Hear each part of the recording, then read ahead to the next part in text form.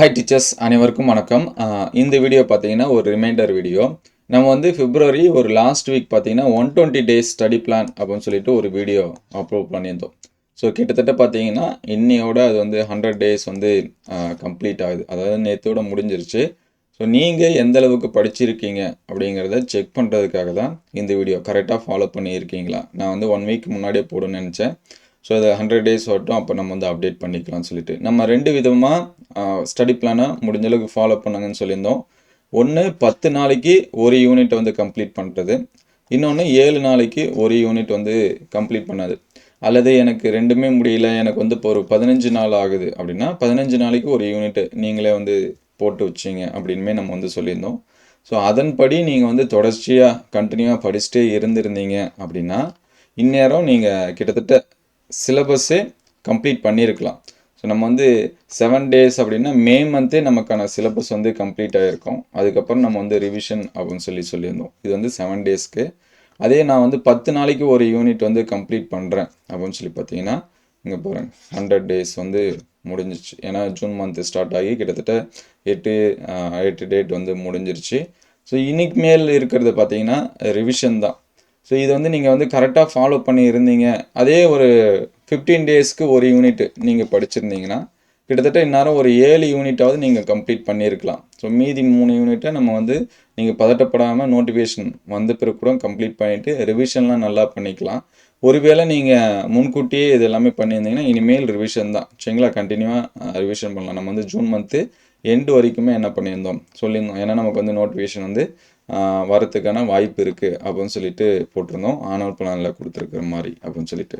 So ஒருவேளை இப்போ இருக்கக்கூடிய டெட் எக்ஸாம்ஸ் எல்லாமே கம்ப்ளீட் பண்ண பிறகு கூட நமக்கு நோட்டிஃபிகேஷன் வரதுக்கு வாய்ப்பு இருக்குது. இப்போ நியூ கவர்மெண்ட் வந்து ஃபார்ம் ஆகிருக்கிறதுனால நமக்கு அடிக்கடி நியூஸ் பேப்பர்ஸ் எல்லாமே பார்த்தீங்கன்னா விரைவில் வந்து நிரப்பப்படும். இப்போ டெம்பரரியாக இருக்கிற போஸ்ட்டுக்கு அந்த வேகன்சி பார்த்தீங்கன்னா எஸ்எம்சி மூலிமா கம்ப்ளீட் பண்ணியிருக்காங்க. இந்த அகாடமிக் இருக்குது ஸ்டார்டிங் இருக்கிறதுனால. ஸோ நமக்கான எக்ஸாம்ஸ் வந்து வரத்துக்கு வாய்ப்பு இருக்குது. நிறைய பேர் அந்த கன்ஃபியூஷன்லேயே இருக்கீங்க. நான் வந்து நேரம் ஸ்கூல் போயிருந்துருக்கலாம், ஒரு ப்ரைவேட் ஸ்கூலோ அல்லது கவர்மெண்ட் ஸ்கூல்லாம் எஸ்எம்சியில் வந்து கேட்டுட்ருக்காங்க, ஆனால் நான் அதை விட்டுட்டு படிச்சிட்ருக்கேன் அப்படின்னு சொல்லிட்டு ஒரு சில பேர் வந்து ஃபீல் பண்ணலாம். தயவுசெய்து ஃபீல் பண்ணிங்கன்னா அந்த மாதிரி பண்ணாதீங்க. நம்ம ஒரு நிரந்தரமான போஸ்ட்டுக்கு வந்து ரெடி ஆகிட்ருக்கோம் அப்படின்னு சொல்லிட்டு பாருங்கள். நான் நிறையா வாட்டி சொல்லியிருக்கேன், நான் வந்து ஒர்க் போயிட்டே படிக்கலாமா அப்படின்னா ஒரே ஒரு சுச்சுவேஷன் தான். என்னால் வேலைக்கு போனால் மட்டும்தான் என்னோடய ஃபேமிலி ரன் பண்ண முடியும் அப்படின்னா மட்டும் போங்க. அதர்வைஸ் ஒரு 1 இயர் வெயிட் பண்ணி படித்து பாருங்கள் சரிங்களா. யூஜிக்கு இருக்கிறதே தான் ஒரு சில கண்டென்ட் வந்து எக்ஸ்டெண்ட் ஆகி பிஜிக்கு இருக்கும். ஒன்ஸு இதில் வந்து நல்லா ப்ரிப்பேர் பண்ணிட்டீங்கன்னா இதோட பேசிக் வச்சு நம்ம பிஜிடிஆர்பி கூட என்ன பண்ணலாம், ப்ரிப்பேர் பண்ணலாம். அதனால் நம்ம படித்தது என்ன ஆகாது அப்படின்னா வேஸ்ட் ஆகாது.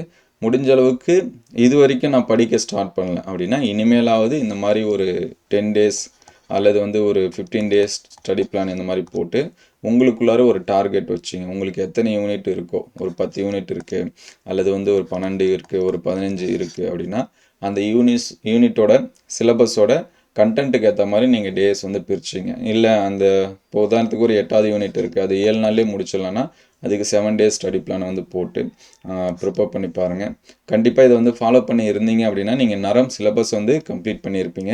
ஸோ எந்த அளவுக்கு பண்ணியிருக்கீங்க, எத்தனை யூனிட் முடிச்சிருக்கீங்க அப்படிங்கிறத கமெண்ட் பண்ணுங்கள். தொடர்ந்து எக்ஸாம்ஸ்க்கு வந்து படிங்க. ஒரு சில பேர்லாம் சொல்லுவாங்க லேட் ஆகும், அது வந்து வராது அப்படிலாம் சொல்லுவாங்க. அவங்க பேச்சு தயவு செஞ்சு கேட்காதீங்க. அவங்க எல்லாமே உங்களை வந்து பின்னோக்கி தள்ளுறதுக்கு எதிர்பார்த்துட்டு இருக்காங்கன்னு அர்த்தம் சரிங்களா. அதனால் எக்ஸாம்ஸ்க்கு வந்து படிங்க. நம்ம இந்த மாதிரி எக்ஸாம்ஸ்க்கு வந்து படிங்கன்னு சொன்னாலுமே கமெண்ட்டில் ஒரு சில பேர் கெட்ட வார்த்தை சொல்லி திட்டுறவங்க எல்லாமே இருக்காங்க. ஸோ அதை பற்றிலாம் நீங்கள் வந்து கவலைப்படாதீங்க. ஒரு சில பேர் கமெண்ட்டு போகிறத பார்த்து அதையே டீமோட்டிவேட்லாம் ஆகுறாங்க. அவங்களாம் அத்தனை வருஷம் படிச்சுட்டு இருக்கிறாங்க, வேலை கிடைக்கலையா அப்படின்னு சொல்லிட்டு. ஸோ நீங்கள் லாஸ்ட் டைம் வந்த நோட்டிஃபிகேஷன், அதாவது அந்த ப்ரொஃபஷனல் லிஸ்ட் எடுத்து பார்த்தா தெரியும். டெட்டு பாஸ் பண்ணியிருப்பாங்க, அடுத்து உடனே இந்த எக்ஸாம்ஸில் வந்து பாஸ் பண்ணியிருப்பாங்க. ஸோ ஒரு கண்டினியூட்டி தான். ஒரு சில பேர் வந்து 10 வருஷமாக படித்தவங்க எல்லாமே செலக்ட் ஆகாமல் இருக்காங்க. அதுக்கு அவங்களுடைய சுச்சுவேஷன்லாம் இருக்கலாம், அல்லது அந்த கண்டினியூட்டி இல்லாமல் போயிருந்துருக்கலாம். ஸோ அதனால் நீங்கள் சூழ்நிலை அப்படிங்கிறது எல்லாத்துக்கும் ஒரே மாதிரி இருக்காது. அதனால் உங்களுக்கு கிடைச்சிருக்கக்கூடிய வாய்ப்பை கொஞ்சம் வந்து என்ன பண்ணுங்கள், பயன்படுத்திச்சுங்க. நிறைய பேர் ஏஜ் அதிகமான பிறகுலாம் ஃபீல் பண்ணிகிட்ருக்காங்க, நான் கொஞ்சம் முன்கூட்டியே படிச்சிருந்துருக்கலாம், நான் கொஞ்சம் தவறான முடிவு எடுத்துட்டேன் எல்லாமே நினச்சிட்ருக்காங்க.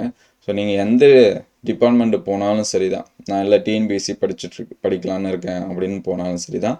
ஸோ எல்லாமே வேக்கண்ட் அப்படிங்கிறது கொஞ்சம் மினிமம் போஸ்ட்டாக தான் கால்ஃபர் பண்ணுவாங்க. குரூப் 4 இந்த மாதிரினா தான் அதிக போஸ்ட் வரும். குரூப் 2 நீங்கள் வந்து டிகிரி நமக்கு இந்த ஸ்கேல் பேயோட, அதாவது பிடிஸோட ஸ்கேல் பேயோட கம்பேர் பண்ணும்போது மற்ற எல்லா போஸ்ட்டுமே கொஞ்சம் கம்மியாக தான் என்ன பண்ணுவாங்க, கால்ஃபர் பண்ணுவாங்க. ஸோ அதனால் எனி ஒன் கவர்மெண்ட் ஜாப் அப்படின்னா நீங்கள் தாராளமாக மற்ற எக்ஸாம்ஸ் கூட படிக்கலாம். இல்லை எனக்கு இந்த கிரேடில் இந்த போஸ்ட் லெவலில் இருக்கக்கூடிய சேலரி அப்படின்னா நீங்கள் தாராளமாக இதுக்கே கூட படிக்கலாம். ஸோ தொடர்ந்து எக்ஸாம்ஸ்க்கு வந்து படிங்க. உங்களுக்கு ஏதாவது டவுட் இருந்துச்சுன்னா கமெண்ட் பண்ணுங்கள்.